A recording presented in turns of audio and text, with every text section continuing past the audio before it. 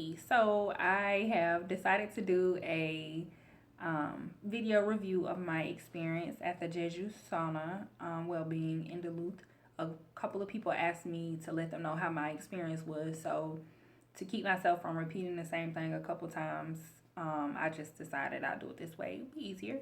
So I went on a Saturday. Jeju is open 7 days a week, 24 hours, holidays included. So I actually had a little staycation this past weekend, and I went out to Duluth and Johns Creek, and I was just out there by myself. So I went on a Saturday night. Like I said, I got there about 9:40, so around 10 o'clock.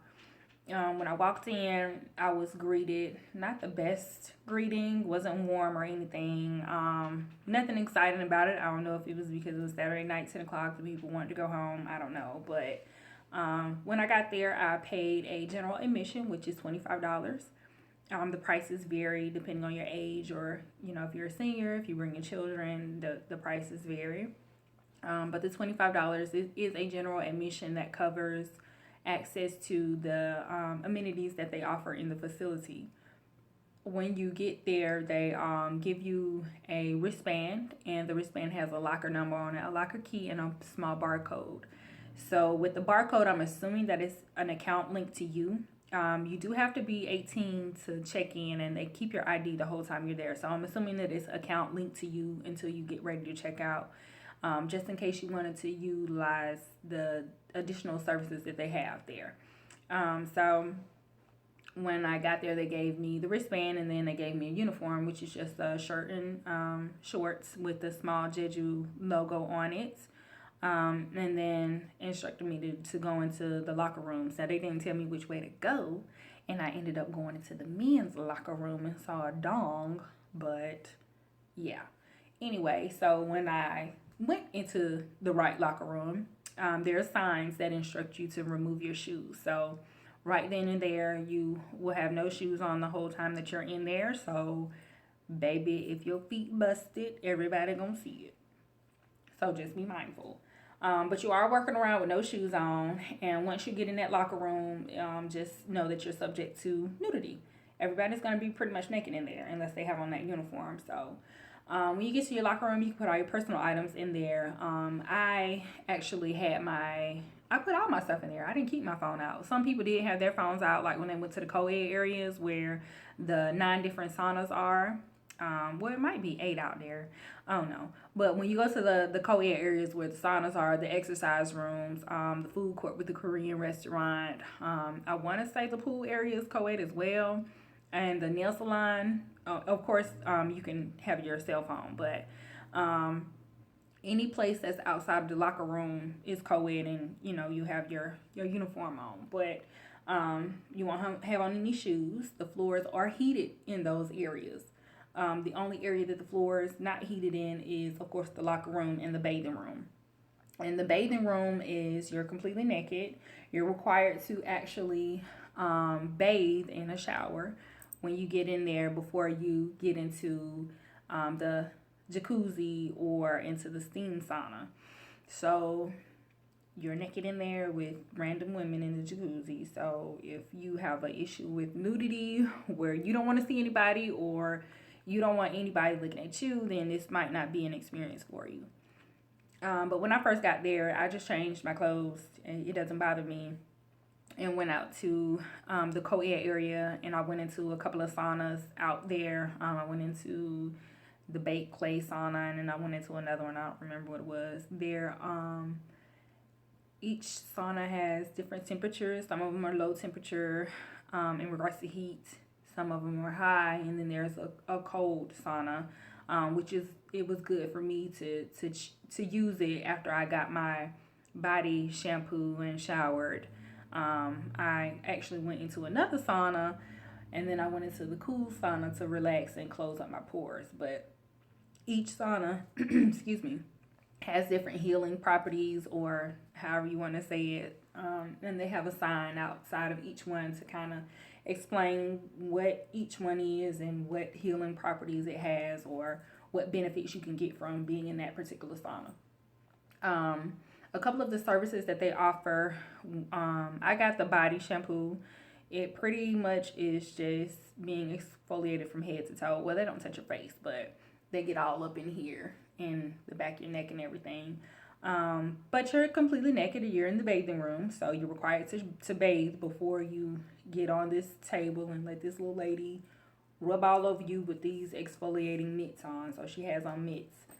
And she uses some kind of body wash that lather you up first, and then they go and they scrub you, and they put something else and scrub you. You start off face down, and then you turn on your side, and then you are face up, and then you turn on your side, and yeah.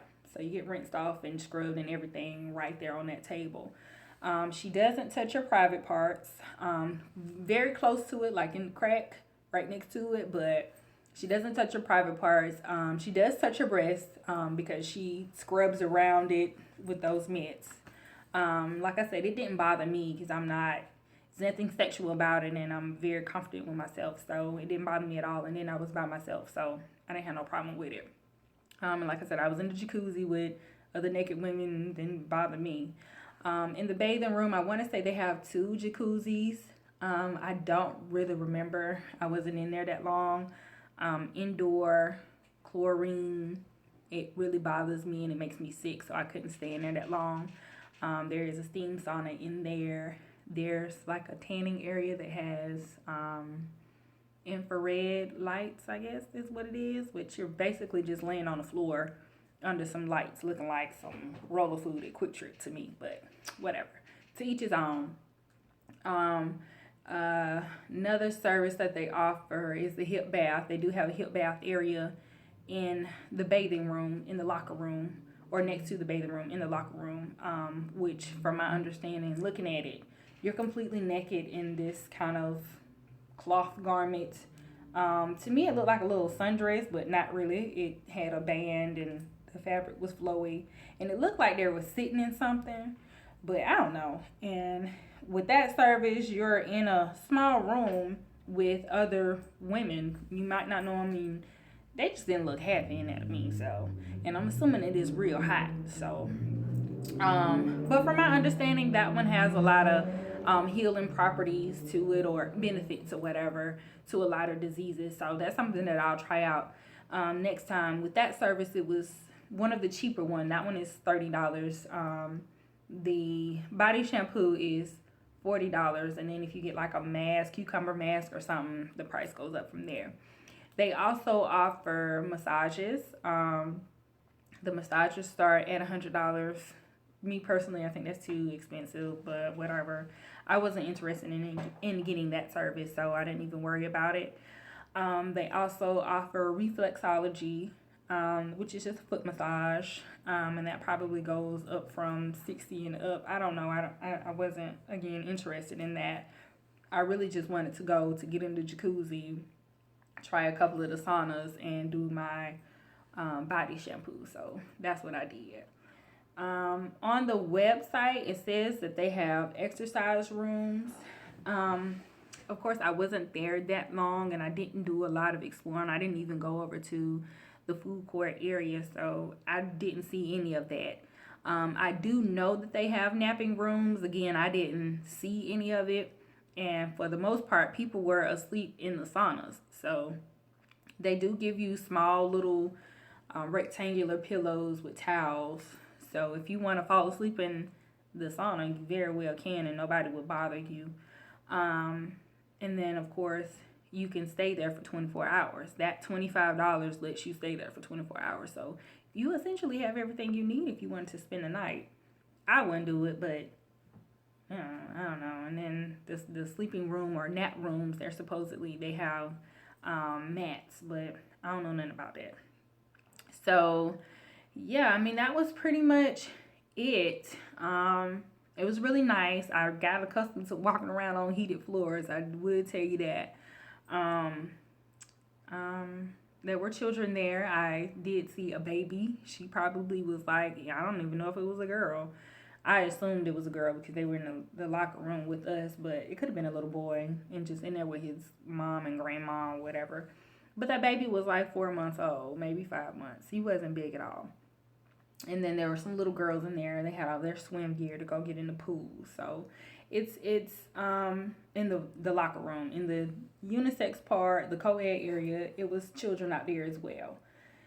And then mind you, it was 10 o'clock at night on a Saturday. So I mean, that just might be something that people in Duluth do, or close to the area they do a lot. Go to Jeju. I don't know, but it's an experience. It definitely is an experience if you have children and they're comfortable with their bodies. Like, you talk open with them. That I would encourage that to be something that you guys experience. I don't know if my kids would do it. They probably would be like, my kid don't even like me to look at his little wank, and I made it. Not that I want to look at it, but whatever.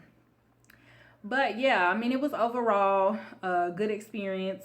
I definitely would go back, just for the relaxation part of it. Probably would do a little bit more exploring. But yeah, that pretty much was it. It was worth the little $65 I spent.